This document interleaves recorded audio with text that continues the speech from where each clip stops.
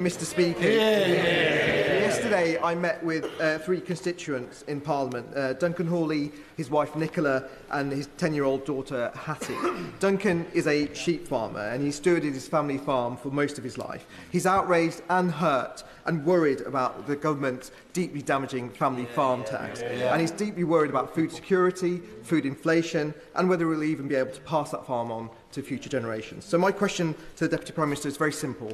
Why has this Labour government declared war on British farmers?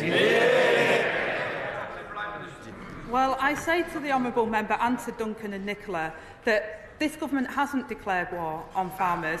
The vast majority of farms will not pay any inheritance tax, and we have protected them. We have been as generous as we can, and the farmers rely on our public services like everybody else. We inherited a £22 billion black hole from the Conservatives, who spent reserves 3 times over. We are investing in our schools, our hospitals, our public services and housing. And if the honourable gentleman wants to suggest what he would do differently, if he doesn't agree with that, like the Leader of the Opposition, then he should say so.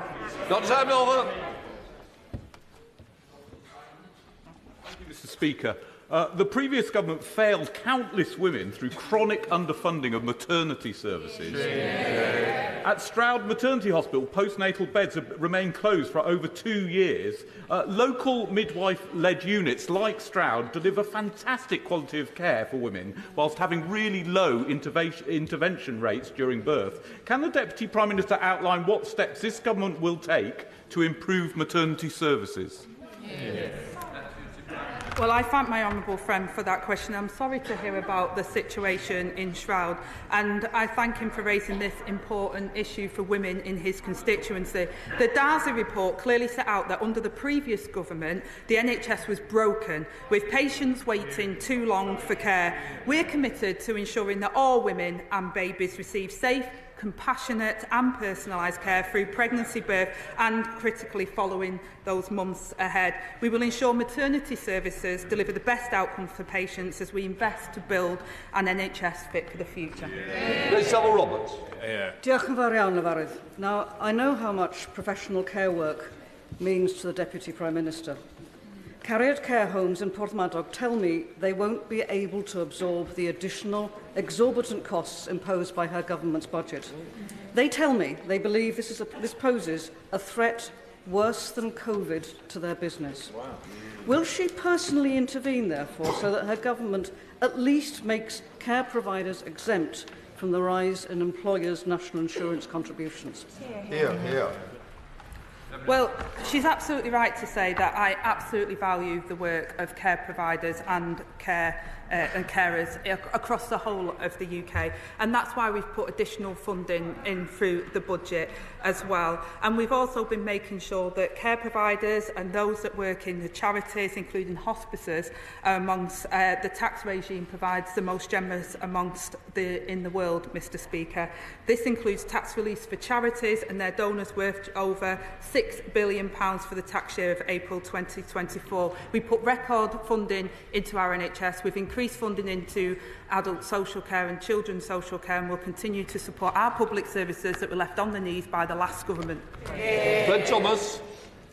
Thank you, Mr. Speaker. 2 weeks ago today, the Chancellor announced a historic £22.6 billion investment into the NHS because it is our duty to rescue this country's health service after 14 years, sadly, of mismanagement, underinvestment and, unfortunately, also misleading announcements from the party opposite. In Plymouth, Derriford Hospital, where I represent, serves not just my constituency, but 19 constituencies across the South West. It is the only major trauma centre for adults in the South West. However, we have really suffered from those decisions from the Conservatives. Can the Deputy Prime Minister outline how that historic investment is going to make its way to Plymouth?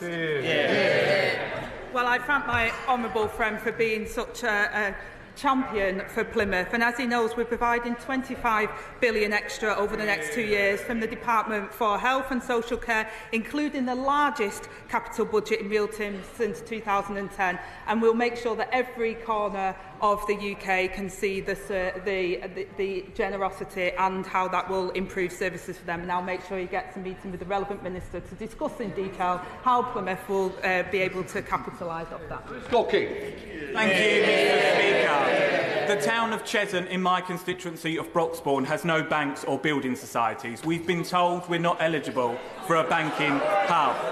We've been told we're not eligible for a banking hub. Does the Deputy Prime Minister agree with me that every town that wants a banking hub should be eligible for one so that my residents can have access to their hard-earned cash? Well, Mr. Speaker, we've committed to 350 banking hubs through this Parliament, and I'm sure the Minister will be happy to meet with him on that point. But I'm also hopeful that he also will be thankful of the Levelling Up Fund Round 2 money that we secured, with £14.3 million going to Waltham Cross Resistance Project, regenerating the town centre for his constituents. Jonathan Hinder. Thank you, Mr. Speaker. I know better than most that under the last Tory government, neighbourhood policing was stripped away, leaving the police invisible in towns like those I represent in Pendle and Clitheroe. As a former police inspector, I'm delighted that the new Labour government has committed to rebuild neighbourhood policing. Can the Deputy Prime Minister assure my constituents that Labour's neighbourhood policing guarantee will soon ensure that every town has a dedicated neighbourhood team? Well, Mr. Speaker, I thank him for his expertise in this area and for the work that he did previous to coming to this place. Tory austerity has decimated neighbourhood policing, and we'll put thousands more neighbourhood police and PCSOs back on our streets to ensure every community has a named local officer, and we'll tackle illegal drugs, half-night crime, crack down on antisocial behaviour and go after the gangs who lure young people into violence. Dr. Andrew Burris. Thank you, Mr. Speaker. The Scottish and Welsh governments have banned the construction of new waste incinerators because of health and pollution concerns.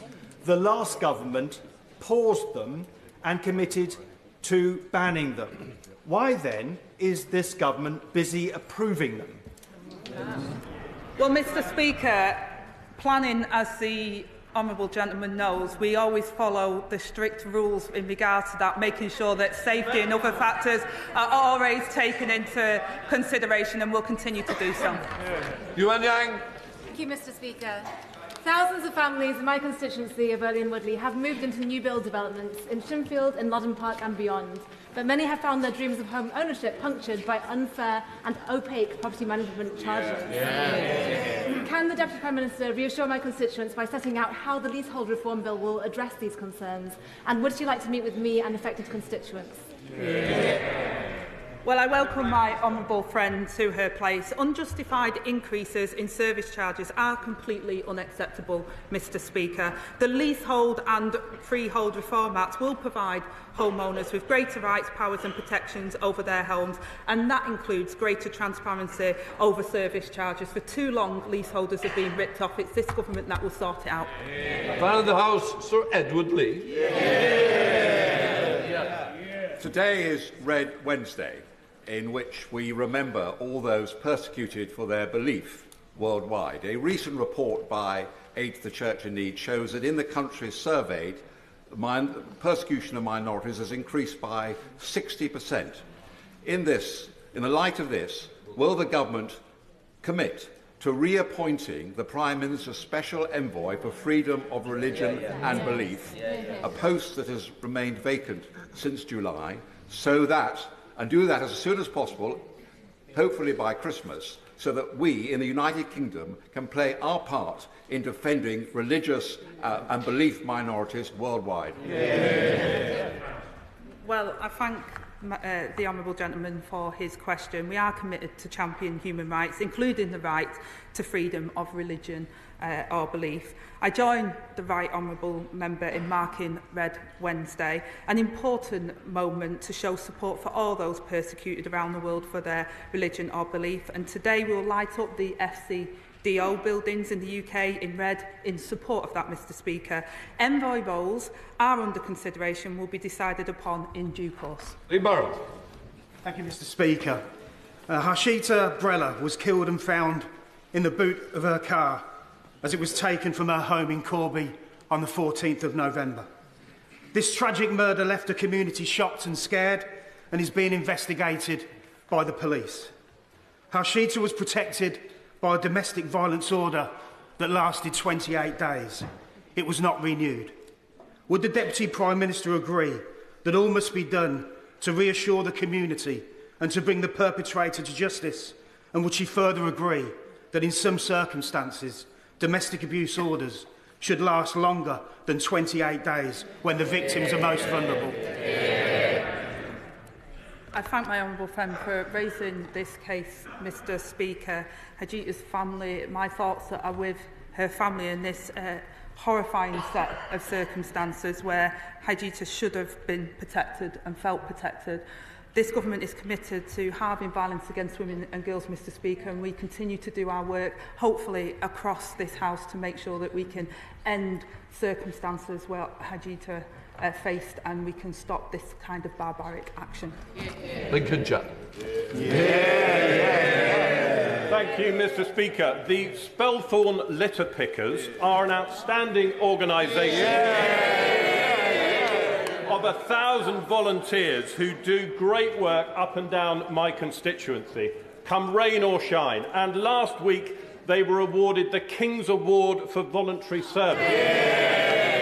Would the Deputy Prime Minister, the Government, indeed the whole House, like to join me in congratulating the Spelthorne Litter Pickers and to thank them for all that they do?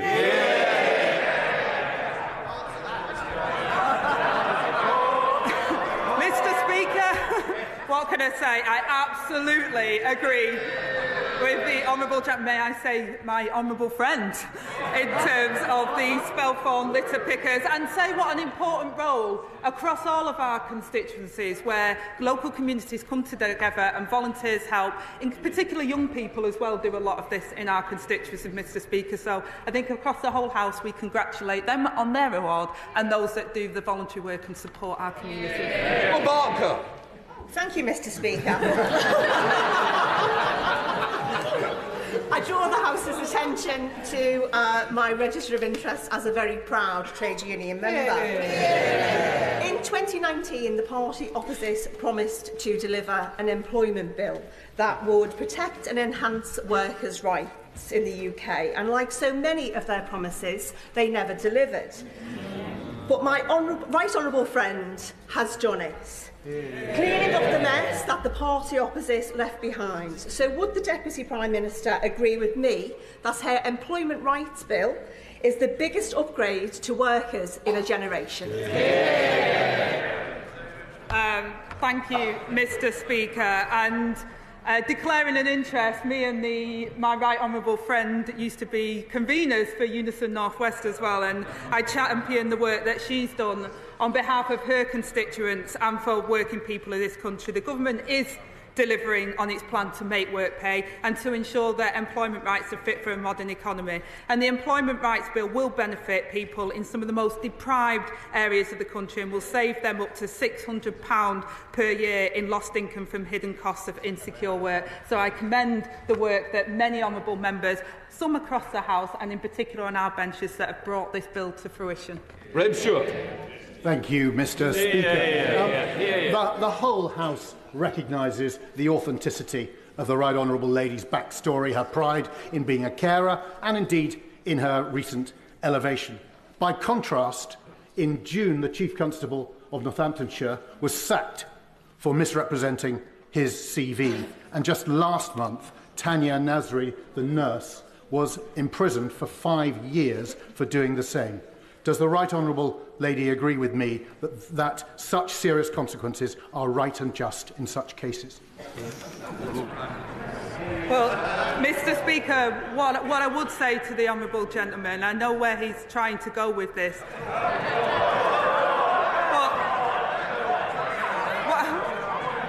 while it's tempting, what I would say to the honourable gentleman is, sorry, the right honourable gentleman, I do apologise. What I would say to the right honourable gentleman is our Chancellor in the last 4 months has shown more competence than the last 4 Chancellors that he had. Thank you, Mr Speaker. My home city of Edinburgh despite being Scotland's capital, is the lowest funded per head local authority in Scotland, due to austerity inflicted on us by the SNP in Holyrood. That means great projects like the Ripple face closure. Now that my right honourable friend, the Secretary of State for Scotland, has secured the biggest block grant to Scotland in the history of the Scottish Parliament, will the Deputy Prime Minister work with me to ensure the Scottish Government uses that to end austerity for my constituents?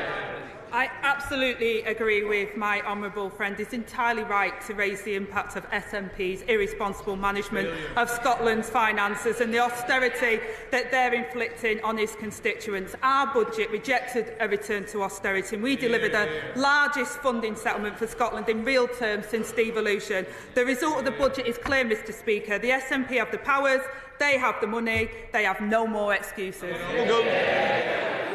Thank you very much, Mr Speaker. I was contacted last week by a constituent whose husband has stage 4 bowel cancer. He had a routine scan in June but didn't receive the results until early November. And unfortunately, within that period, he received unsuitable chemotherapy and his cancer has progressed. Given that Shropshire has the worst record in the country for CT and MRI scan results, can I ask the Deputy Prime Minister the same question that my constituent has asked me? When is the government going to address this problem? Well, I'm sincerely sorry to hear about your constituent's husband and the terrible diagnosis at stage 4 and the delays in that. We've set out before how difficult the inheritance was in terms of the cancer diagnosis waiting list. People are waiting far too long for treatment. It's why the Chancellor put record money and funding into our NHS so that we can catch cancer on time. And I know that the Health Secretary is determined to do this, and it's a personal endeavour to him to make sure that people are not having to wait and don't end up in the circumstances that are so tragic for your constituent. Just for the record, I'd like to apologise to Mr Kruger. I got the wrong person. Mr Wilder's now owned up to it. What I would say is don't...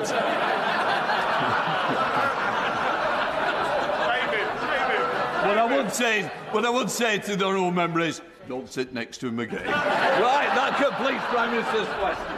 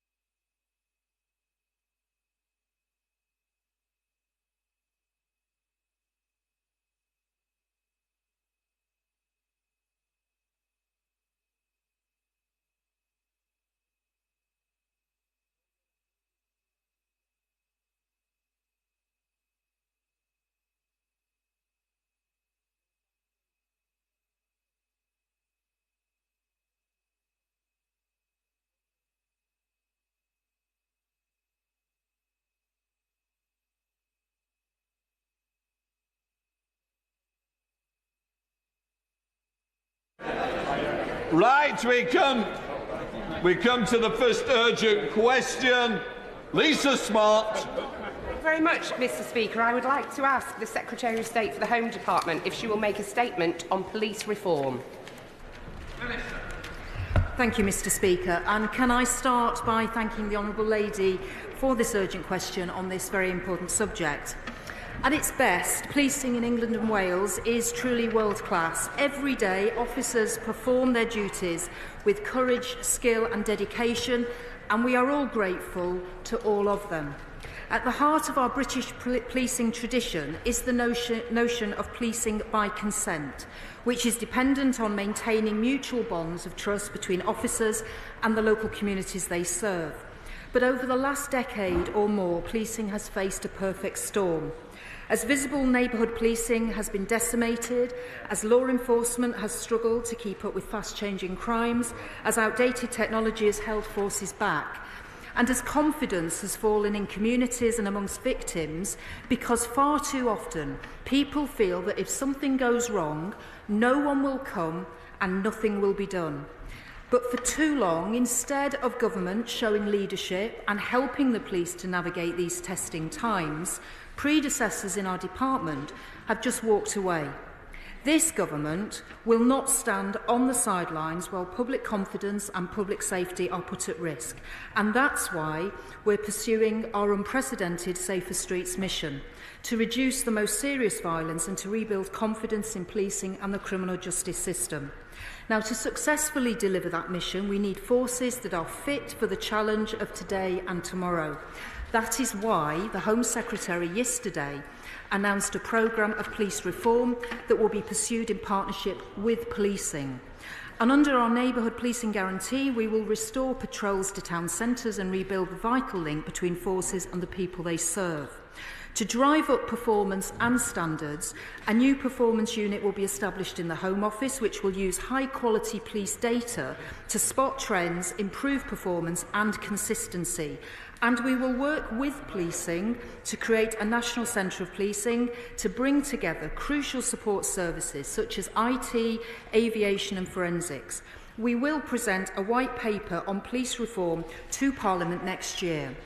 The 25-26 police funding settlement for police forces, including full details on government grant funding and precept, will be set out to Parliament in the normal way before Christmas. But the Home Secretary confirmed in her written statement yesterday that as part of that settlement, direct central government funding for policing next year will increase by £500 million. That's core grant and additional funding for neighbourhood policing, counter-terrorism and the National Crime Agency.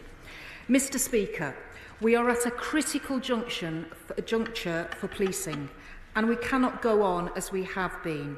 So together with the police, we will embark on this roadmap for reform to get back to those precious Peel principles and to rebuild the confidence of our communities in the vital work the police do every day to keep us all safe.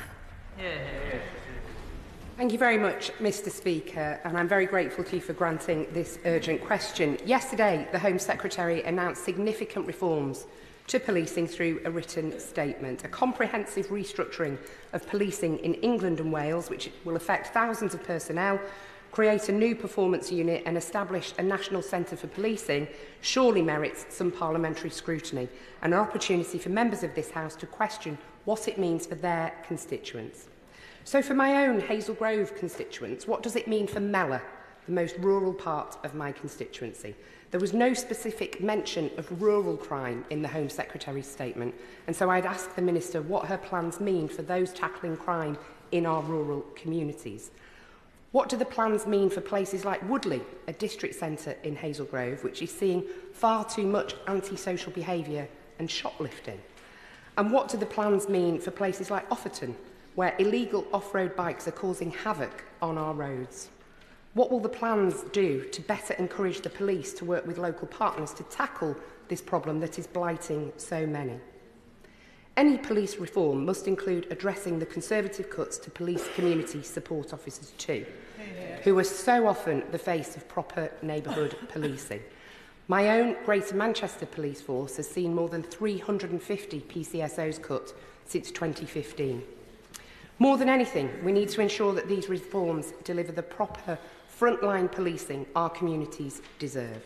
Years of ineffective resourcing from the previous Conservative government have left our police forces overstretched, under-resourced and unable to focus on the crimes that affect our communities the most.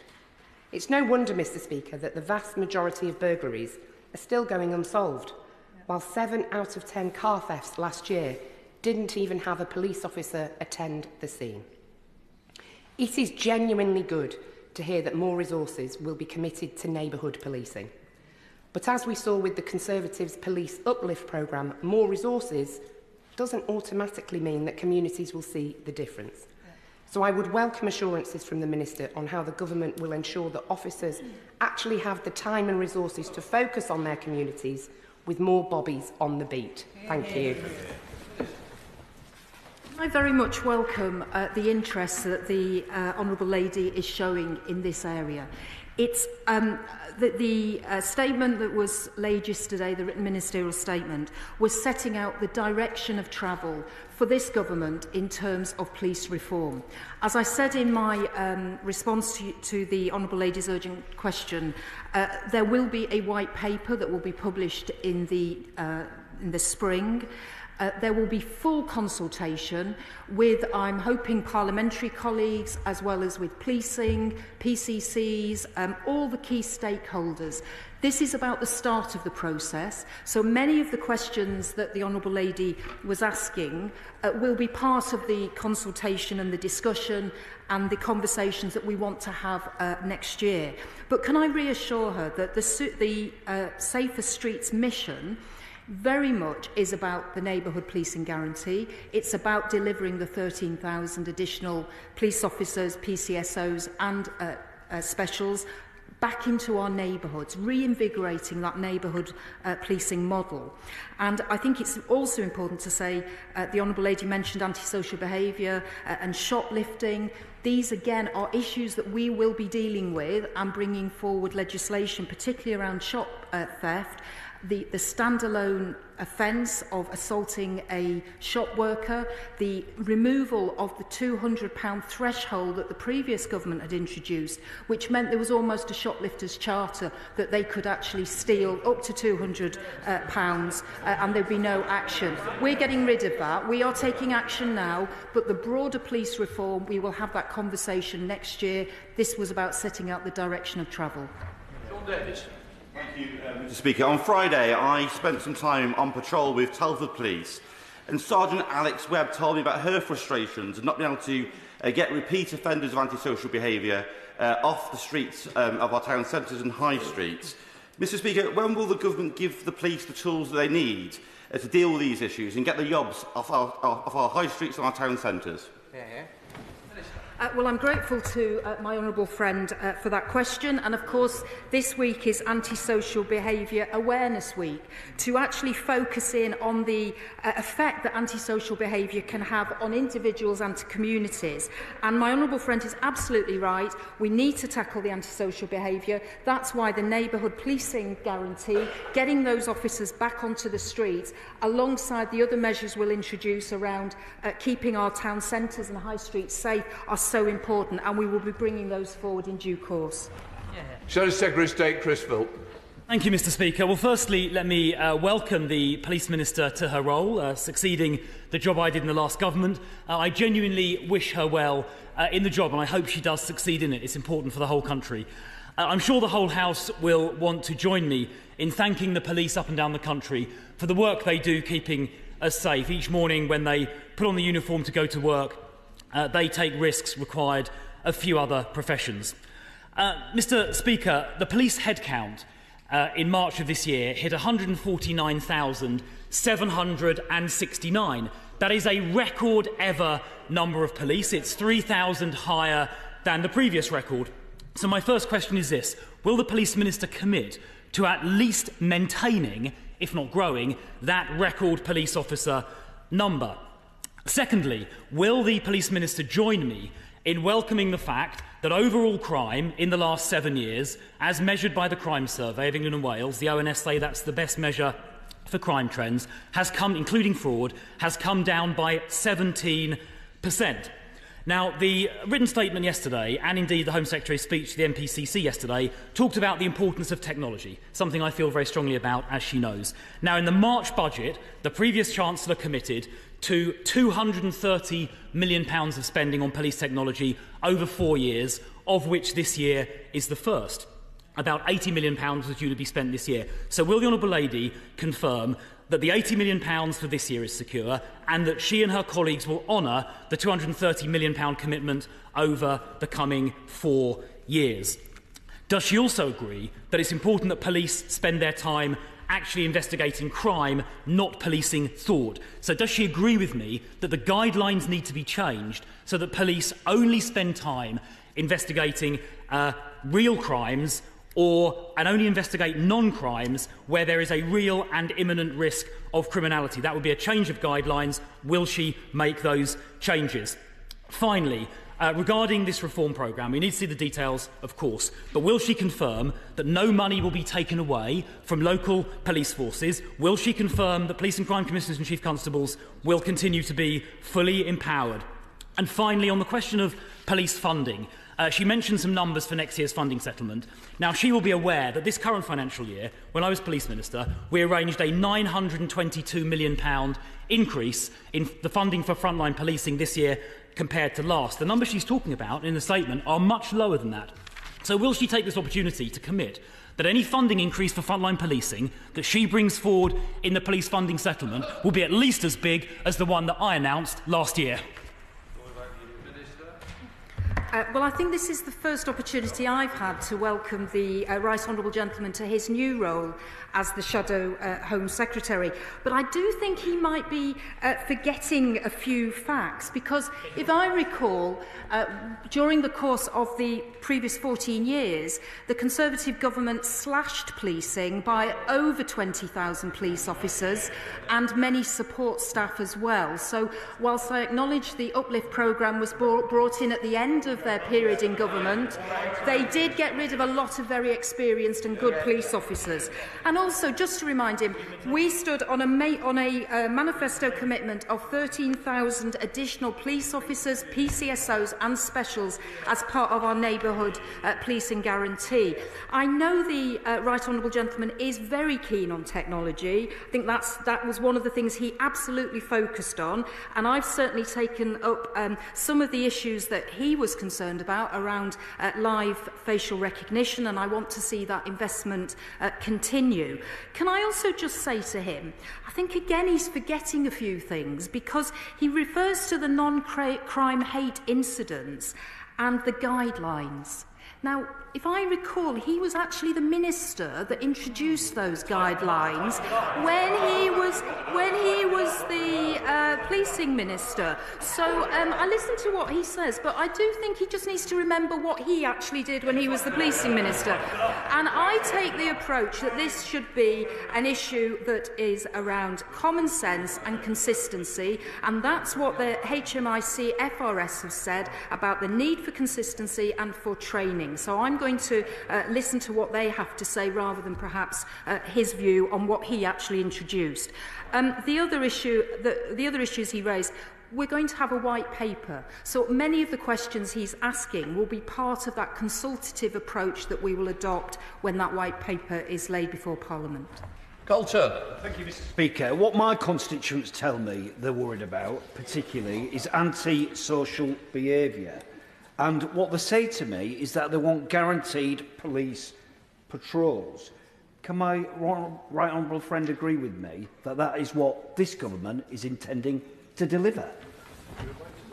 Well, I very much welcome that question from my honourable friend and neighbour in Kingston upon Hull.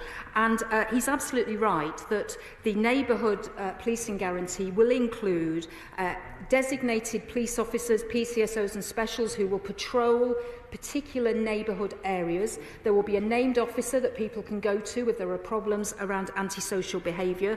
We'll also be bringing forward respect orders, which again will deal with the most persistent people who are engaging in antisocial behaviour and stop them being in particular neighbourhood areas, or even put conditions on them, for example, if they've got an alcohol problem, that they have to get treatment and help for that particular problem. But he's absolutely right, antisocial behaviour is a big issue for many of our constituents. Chair of the Select Committee, Dame Karen Bradley. Thank you so much, Mr. Speaker. Can I welcome the government's announcements around neighbourhood policing? This is something that in Staffordshire, under the leadership of the Police, Fire and Crime Commissioner Ben Adams and our Chief Constable Chris Noble, we have seen a real move in that direction already. So I very much welcome what the Minister has said. But the NIO, she will know, has previously raised concerns around the experience of officers in neighbourhood policing. What work will she be doing to make sure that officers have the right degree of experience so that they can maximise the announcements that have been made on neighbourhood policing? Can I also just take this opportunity to welcome the new chair of the Home Affairs Select Committee? And I certainly know it's one of the very best jobs actually in Parliament, chairing that particular committee. As to the issue around neighbourhood policing, and I recognise that there is good practice going on around the country. Certain police forces are doing this very well indeed.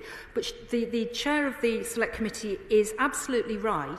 We want to equip our neighbourhood police officers with the best training to enable them to do a really good job for their communities. So that's why we've already announced money for the College of Policing to engage and to involve those neighbourhood police officers in the training that they deserve to have, particularly around problem solving. We think this is a really important part of the role that they will play in neighbourhoods. Lewis Atkinson. Thank you, Mr. Speaker. To deliver effective policing, we need reform, but also to ensure that police officers feel they have our support.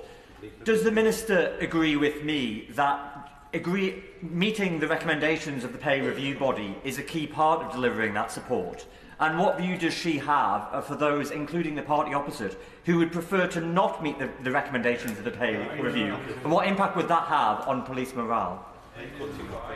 My honourable friend is absolutely right. We need to support our police officers in the work that they do to keep us all safe day in, day out. And of course, my honourable friend will know that this year we accepted the recommendations of the pay review body, and additional funding was provided to police forces to pay for that increase in salaries. I think it's really important that we continue to make sure that our police are properly remunerated for the difficult job that they do, and that's exactly what the Home Secretary has made clear in her support for police officers. Anna Sabine. Mr. Speaker, farmers in my constituency of Freeman and East Somerset tell me that not only are they often the victims of serious rural crime, including threats of physical violence, but that they don't usually bother to report that crime because they don't think our rural police forces are well resourced enough to give a full response. And if that's happening across the country, presumably it means rural crime is being seriously underreported. I wonder if the Minister could tell me what more she plans to do to resource our rural crime teams, but also to give farmers and other people living in rural areas reassurance that they can report crime and that in fact they should do so. Excellent question. The Honourable Lady is exactly right. We need to make sure that when crime happens, it's reported. That's absolutely vital. And as I said in my opening remarks, I think for too long people feel that it's not worth reporting because no one will come and nothing will be done. Our neighbourhood policing guarantee is not just about urban areas. It also covers rural areas, and we want to see those neighbourhoods in communities, rural communities, have the level of support that they need from policing, PCSOs and specials. I'm also responsible for rural crime, and I know there's a range of issues that we need to look at again, including theft of agricultural machinery. So that's one area that I'm particularly focused on at the moment. Luke Meyer. Just last night, Gisborough Town FC in my constituency suffered a break-in and a burglary. I'm grateful to Cleveland Police for responding and for meeting with me this morning to update me on the situation, but there simply aren't enough of them on the streets. Can the Minister give me that assurance that this government will prioritise frontline, visible neighbourhood community policing once again? Yes, I can, absolutely. And can I also just pay tribute to Cleveland, who have made a great deal of progress in recent times. Sir Christopher Chill. Mr. Speaker, will the Minister include references to fraud in her white paper? There's an organisation called Action Fraud, more accurately described as Inaction Fraud, and that is presiding over a complete failure to do anything, particularly about online fraud committed against online retailers. Can we ensure that some action is taken to help those people who are victims of fraud? I can reassure the right honourable gentleman that the Lord's Minister, the Noble Lord Hanson, is looking at this whole area. And of course, just to gently point out that the inheritance from the previous administration around fraud is one that we are having to deal with and tackle. And some of the problems with action fraud, which were not dealt with previously, we are now going to look at. Alison Newman. Thank you, Mr. Speaker. The latest crime figures show that shoplifting has shot up to a 20-year high. Knife crime has risen yet again, and violence against women and girls remains shamefully and persistently high. Does the Minister agree with me that this shows the disgraceful dereliction of the last Tory government on law and order? I think my honourable friend puts that very well, and that's why we have the Safer Streets mission, with our very ambitious aim to halve violence against women and girls over the next decade, to halve knife crime over the next decade, to restore neighbourhood policing and to restore confidence in the criminal justice system. Thank you, Mr Speaker. The Liberal Democrats have long campaigned for proper neighbourhood policing, so we welcome this announcement. Sadly, I've heard first-hand about the concern and fear from some members of one of my communities in Dartmouth of a police decision to redeploy a local sergeant who had spent a couple of years building really positive relationships and trust with the local community, particularly around antisocial behaviour and drug dealing. So can the Minister clarify how the neighbourhood policing guarantee will be implemented and how the Home Office plans to ensure that communities have consistent and long-term access to a known named officer who will remain in the community? Can I gently point out that the Liberal Democrats were part of the coalition government, that through those years of austerity that we did see major cuts to police officers, including neighbourhood police officers. But I do take her point now, and that's why we have the neighbourhood policing guarantee. We're having 13,000 additional police officers, PCSOs and specials. We'll have that named police officer that the Honourable Lady was requesting, that people can go to if they have problems in their area. And we want to make sure, as I said earlier, they're properly trained and that this is seen as a very important part of policing and that people want to stay in neighbourhood policing for more time. Mr Speaker, constituents of mine in the town of Nantwich often report experiencing unacceptable incidents of antisocial behaviour at night, particularly linked to the nighttime economy. So can I welcome this government's plan to introduce zero-tolerance zones and respect orders to get a grip of the antisocial behaviour which the last government allowed to run out of control? And can she say a little bit more about how that will help my constituents? Well, I think I'm very grateful to my honourable friend for raising that particular point, and I think all MPs will know that antisocial behaviour can just blight communities and can cause real problems to individuals and their families. And in fact, as this week is Antisocial Behaviour Awareness Week, I was very struck by the statistic that Resolve came out with, that 1 in 7 householders are thinking of having to move because of antisocial behaviour. That's really shocking. And I think the respect orders that we're introducing, the neighbourhood policing reforms that we will have, will start to address the antisocial behaviour that for too long has blighted many of our communities. Samuel Wilson. Mr Speaker. The Minister has outlined the lack of confidence that there is now in the police services across the whole of the United Kingdom because of the failure to deal with real crimes such as burglary, shoplifting, antisocial behaviour, etc. At the same time, we find that 3 police forces have spent a year investigating a tweet by a columnist from someone in Holland.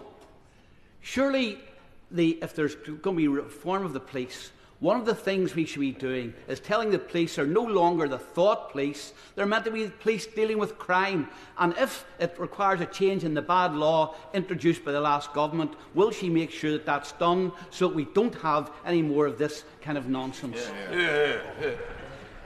Well, the honourable gentleman is very